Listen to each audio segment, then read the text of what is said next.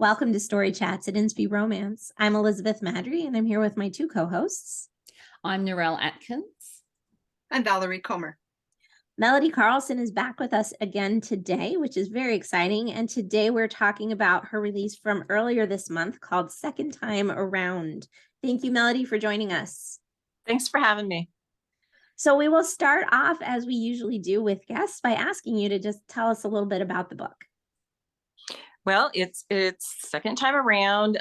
Its setting is a big part of this book. It's set it on the Oregon coast. The main character, Valerie, she is a empty nester. Her youngest daughter just got married, and she's living in this old Victorian house that she and her husband had restored early in their life. And she kind of almost blames the house sort of as the breakup of the marriage, but there was a lot more going on than that. And so she's raised her children alone, and she's worked really hard being an interior designer, and she's been a really hard worker, and she's ready for a break. And she inherits this kind of rundown tourist shop on the Oregon coast in this sort of rundown town. And she thinks she's probably just going to go sell it. But of course she gets there, and it's her grandma's old place, and she used to spend a lot of time there, got some good memories there. And then she finds out that the guy that wants to buy it, besides the fact that he was an old crush that she had from summers that she spent there, of course, that he wants to tear it down. And he wants to build a kind of a schmaltzy outdoor mall that she's, as a designer, not crazy about. She hasn't seen the plans yet, but she just doesn't think it's a good idea. And then she starts getting this little dream of having her own little design shop in this, what could be an up and coming tourist town. And she decides to fix the shop up herself. And she calls this shop, which it says on the book, Romancing the Home, which I think is kind of funny, because her whole idea is you should be able to take wherever you live and just turn it into this sweet, welcoming place. So that's sort of her thing. And she gets the shop all looking really good. And her living quarters upstairs are this really awful apartment that her grandma used to keep as a rental. It's just terrible. It's like a nightmare. It could be a Stephen King scene. That good. And so anyway, she gets some attention from a sort of like a HGTV kind of show, and they want to come. They love the idea of romancing the home, and they're going to come do her shop. But then shortly before that, they decide to do her home too, and her home is this horrible apartment because by now she's sold her house, so she's kind of up a creek. Yeah. Yep. And then hilarity ensues. Yeah. Yeah. You got to have something to laugh about. Yes. She wasn't laughing though. No, she was not. No. Everyone else is laughing, not so much Mallory. Maybe I was laughing when I was writing it. Yes. It was probably an evil chuckle. We'll never tell. Yes. But well, when I was cute, writing it, we were also building our house. So I was probably getting a little revenge on the whole building thing. But the worst thing that can happen to an interior designer is to have their house not looking like a perfect interior designer house. Like, so it was the worst thing that could happen to her is what happened in the story. So it was so cool. Yeah. Yes. Yes. It's like the worst thing. Besides that, it was like the whole town was just kind of waiting with bated breath for this, going to be this marvelous episode that would give their town exposure. And she's ready to pull the plug because she can't let him into her apartment, of course. Yep. Yeah. No, there was a lot of fun layers in there. And I'm not sure what everybody else's questions are going to be, so I won't delve into that, but maybe later, we'll see.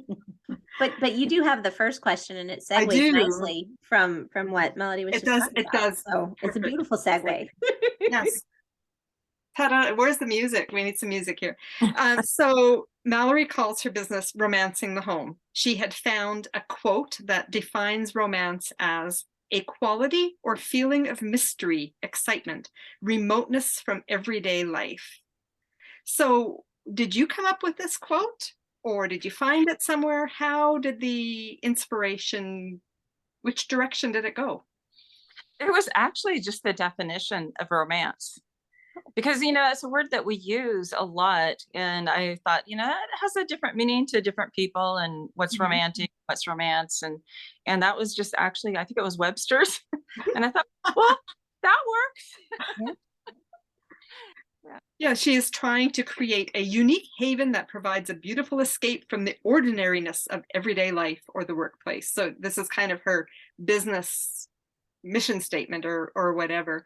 And yeah, I found too that was very resonating, because yeah, we think of romance as, well, we write romance, right? Guy meets girl, happily ever after. This is romance. But there's a whole lot more to it. So I'd love to, yeah, dig into that a bit more as how it goes with how that related with Grayson and her. So if you've got any further insights on that one, then Well, I just thought, to step away from the old, romantic boy meets girl thing, and just to create this atmosphere that even, like a single woman should romance her home.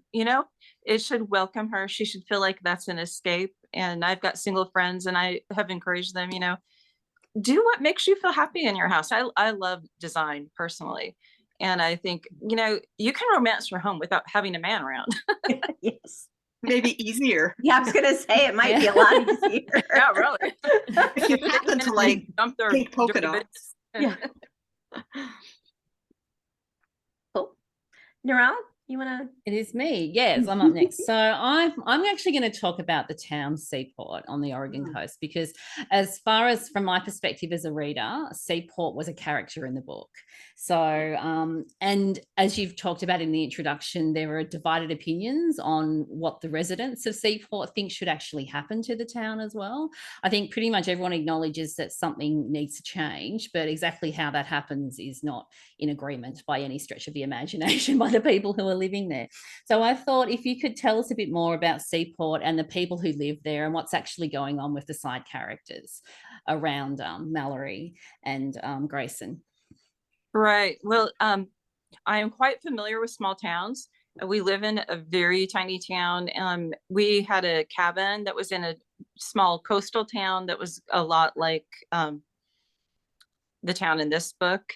And I've seen the struggles that people have. You want your town to thrive, you want tourism, you want improvements, but at the same time, you don't want it to overgrow. You don't want, what kind of development do you want? And I've heard these conversations. We're having them right now a huge way in our town. I mean, people are up in arms because it's been overdeveloped as a tourist town. Now it's turning into something that a lot of people didn't want. And you see construction right now going on that's in a way similar to what they were fearing was going to happen with the mall, although the town needed something. Yeah, it's a fine line. It's as an observer, my heart goes out to both sides because I kind of get it. But I love the dynamics in a small town. It's fun to write about, and it's fun to live here and watch it and not be too involved. So I don't want to get political. I've done that before, and I'm not doing that anymore. I think that's part of the fun of being a writer, is that we really can kind of see both sides a lot of times. Sometimes it feels like a curse rather than a blessing to be able to see both sides. I know, but it is fun when you're in a situation and you can show the other side. And you guys probably know that too. It's to be able to just kind of gently say, well, what about this? And have people kind of scratch their heads and wonder. So I don't like my mom used to always say I played devil's advocate, and I don't really like saying that, but it's kind of like, well, what about this? Or what about that? Yeah. All right. Well, we've kind of spoiled the romantic subplot by mentioning that Grayson wins. But because you started out with a tiny little hint of a love triangle, which maybe I'm alone, but I actually wondered for a little while. I was like, who's gonna win this? Was I the only one? It wasn't a love triangle. No way was it a love triangle. A love triangle, but at first I thought it was going to start out with one because she really didn't like Grayson because of his whole mall thing. And then we have the other contractor whose name I forgot and didn't write down. I But- can't remember it either. So Yeah. obviously he didn't win. But he was Yeah. like, he was sort of, when he first came on the scene, he was this hunky guy. And, you know, her friend from the ice cream shop was like, yeah, he's single. So I Charming. was like, uh-oh. And we helpful. got friends fighting over the same guy. I was a little nervous at the start of the book. But I Well, don't think readers like friends fighting over guys. I don't think it flies. So for me, I'm like, her friend likes him, so this ain't a love triangle, and somewhere along the line it's going to sort itself out. Well, and then, you know, he kind of done her wrong. Yes. Mm-hmm. But then I do like, in fact, I was just talking to some writer friends about, you know, who do we redeem in our stories and who do we, you know, villainize, and when I was writing it, I really didn't know that I was going to sort of redeem him a little bit, but he's still, but you know, you're sort of right, because you know, he without giving everything away, he did bring her roses, remember that? Yeah, so you kind of didn't really know. And then also Grayson had his other love interest, who that was a pretty big deal. You know, that could have really derailed everything, and I think, you know, she thought it was going to, really. Yeah. There were some tangly, nail biting moments in here for me. I will admit. I was it was good. It kept me turning the pages. I'm like, oh, what's next? I gotta go to sleep, but I need to know. So Beth loves love triangles the way I love suspense. Yeah. Not much. Not much. I did not. It's really interesting how everyone takes their reader bit to the story, because I was so, if she hadn't have ended up with the right person, my Kindle was in danger of getting smashed. Like, I honestly would have tossed my Kindle, would have been ready to toss it. And I think it's because I mean, I remember years ago doing a romance writing course, and then a very well-known romance author said, the reader will bond with the first eligible male to hit the page. And that was the person that she landed with eventually. So that's what I did. I did the reader thing. I bonded with the first eligible male, who was a lifeguard when he was younger. So I'm like, we're there. That sounds romancy. And then I just was very amused by everything else that was going on around it. But I never doubted where the romance was going in my mind. That was just the way I read it.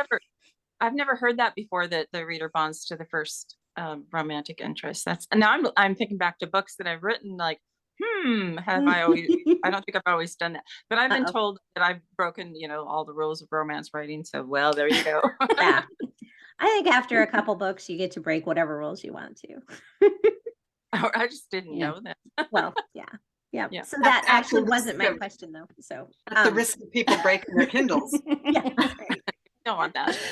Oh, So, yeah, but I would have got upset, though. I really would have got upset if it had have gone the other way. But, you know, that's just my reader bit coming to the story, and everyone's going to interpret it differently. And that's why people like books and don't like books, and like characters and don't like characters, because we all bring our bit to it.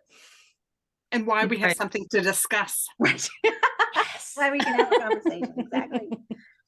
So I really also appreciated and am loving this trend towards second chance romances for older characters or mature characters. Older does not necessarily mean mature. Right. Well, that's true. Well, yeah, but some people object to the term older, like me. I'm getting there, but I don't want to. So did you, and I don't how to phrase this, like, what did you love about writing for, you know, an older set of characters, or were there challenges that you weren't prepared for, or did it just sort of, it was easy and natural and lovely? Yeah, I relate. I relate. Well, and I just think older characters are, to me, they're more interesting. They have more layers. They have more experiences. You know, with the baby boomers now, you know, we're in this really different walk of life. I mean, I feel like we're trying to navigate it, and we've got different problems. And just today I was working on a proposal for a new book that I'm really excited about, and I'm not going to say much about it, but as I was doing the proposal, I was describing the characters, and I'm like, yeah, these are different, you know, and I love that. It's like you get to play with these people who are really interesting, but they're not your typical characters. You know, I did a book called Courting Mr. Emerson, a few years back, and they were both older characters. And when I did it, they the publisher, actually the editors, had me make them even younger than I wanted them to be. And so I've kind of done that to myself a little bit, like, okay, well, they have to be a little bit younger. But the characters I was writing for this proposal are in their 60s, and that'll be a first if I get to do that. They might go, they're too old. Yeah, But I think our readers are in that age group too. they are. They're definitely trending up. Yeah. Yeah. Right. All of us. So why not, right to the trend? Yes. Yeah, absolutely. And I think with these characters, what I particularly liked about all the characters is if they ended up single, that was okay. Like there was no, my life is going to end if I don't end up in a new relationship. And I think that's such a positive message to have in books as well. Like I know a romance has a happily ever after, but I know we also have a lot of readers who don't necessarily have that happily ever after in their real lives as well. And to affirm singleness is something that I thought was really well done in this book. And I think readers will really appreciate that the main leads in this book could be single and happy. You don't have to have a man to complete you. So I really love that message in it. Yeah, there's that. Mallory had been divorced for many, many years. And so she was perfectly comfortable just being her. She wasn't looking for something else. Right. Right. I mean, she'd had the one boyfriend, but, I think she even admitted to herself that he was just kind of a necessity to, when you had to go to a party or do something, there wasn't much going on there. And he probably thought of her the same way. But yeah, she was complete. Although I think once when she realized her children were gone, then that was a part of her life that, had changed. And it gave her freedom too, to reinvent herself. And I think a lot of people, I have quite a few single women friends that have been reinventing their lives, and it's kind of fun to watch. And yeah.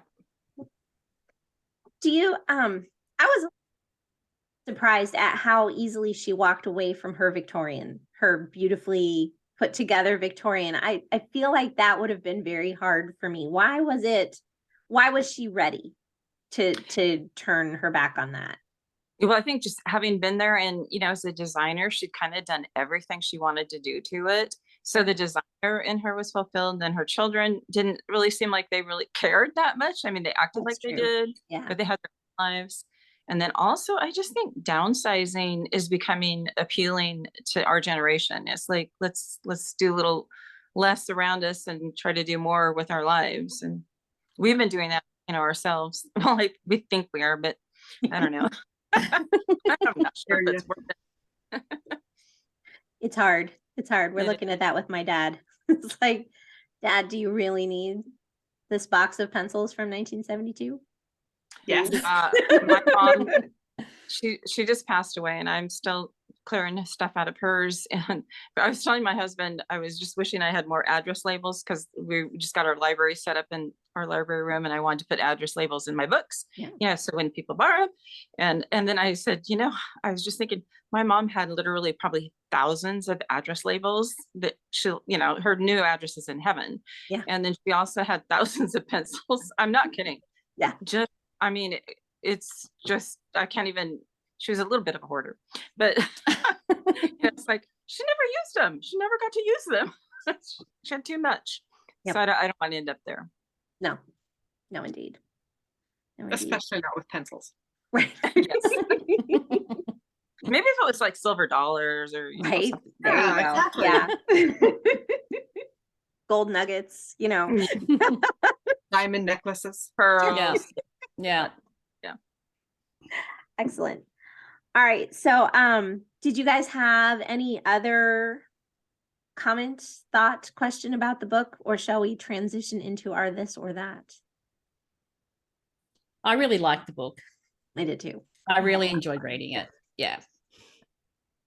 So therefore, all you people, yes, go read this one. It's really, really good. Yes. All right. Valerie, you want to kick off our this or that? No, I don't want to. You don't want to. All right, Narelle does. Sorry. Oh, I'm going to go for the easy one first. So would you rather be on the Oregon coast or would you rather be inland in the mountain ranges?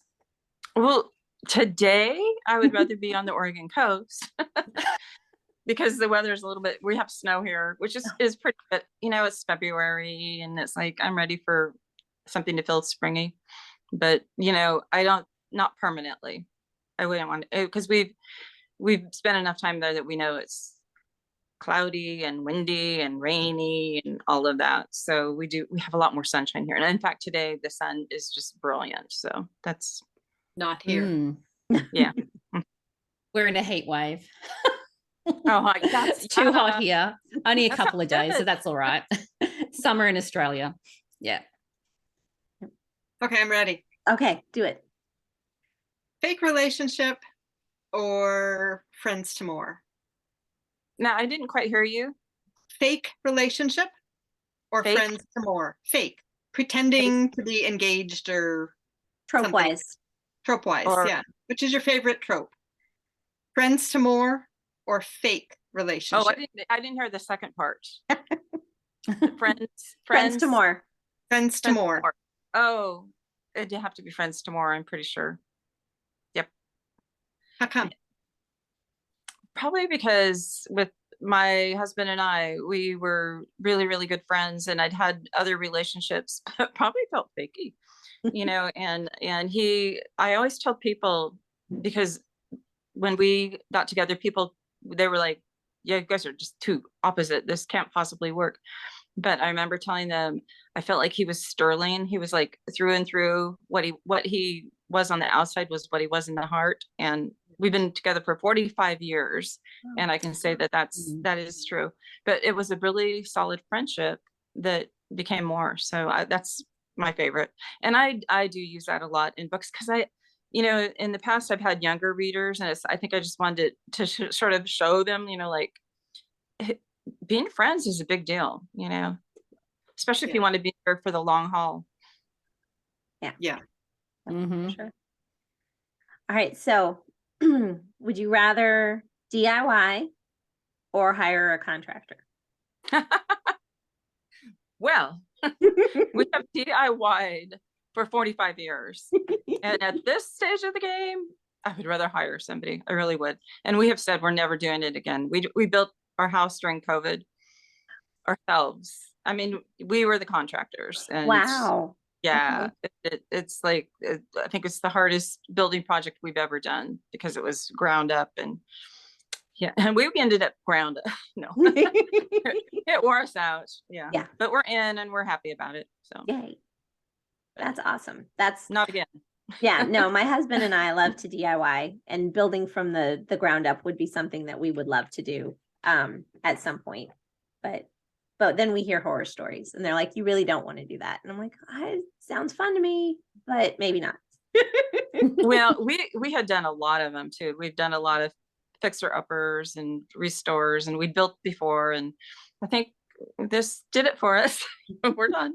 You're set. You're good. Yep. Excellent. Excellent. All right. Well, do you have any final thoughts about the book that you want to make sure that everybody knows about? Well, I'm trying to decide if I should adapt it for a script. Yes. I have some other Yes. Yes. Well, okay. Yes. I don't think it would be terribly expensive to produce. And that's a big thing that you have to think about with the kind of movies that, the Hallmarky kind of those movies, they usually are small budget. So you have to think about what it would really take. But I had been thinking about it. So we'll see. Cool. I hope you do. That would be a fantastic movie. I think it'd be Oregon Yes. coast, I'd be in. Yeah. And it was such a visual story as well, because It she is really an interior was. designer. There was a lot of description, and I could see all that in my head. I would love to see that as a movie. So I really hope you do a script and it gets That'd be taken fun. off. And I can Although watch it in Australia. I have been told that DIY movies are hard because the one that I just had, the Happy Camper. Yeah. I don't know if you guys got to see that, but Yeah. that was kind of like a DIY on a trailer. And when I was talking to the producer of it, he was like, "Oh man, this is a hard one because you can't really tear up a trailer, and you can't, and I kind of got it after the fact, but they faked it. You know, there's a lot of Sure. faking that's on, but so you have to keep that in mind. But yeah, when she was working on her place, I was with her. I was like, okay, well, we'll paint that bathroom. And Yeah. For sure. Yeah. Yeah. I feel like an apartment would be easier than a trailer. So I think so too. yeah. And you only need a few scenes, and then you just kind of insinuate it and stuff. So yeah. Yeah. Cool. Very cool. All right. Well, thank you so much for joining us again today. We really have enjoyed having you. Really enjoyed your books and having you chat with us too. So we would love to hear what you have to say when you go read second time around. Leave us a comment. And let's see, if you're on YouTube, don't forget to subscribe and hit the notification bell so you never miss an episode. And we will look forward to seeing you again next week. In the meantime, don't forget to fall in love with a good book. Bye. Bye. Bye, everyone.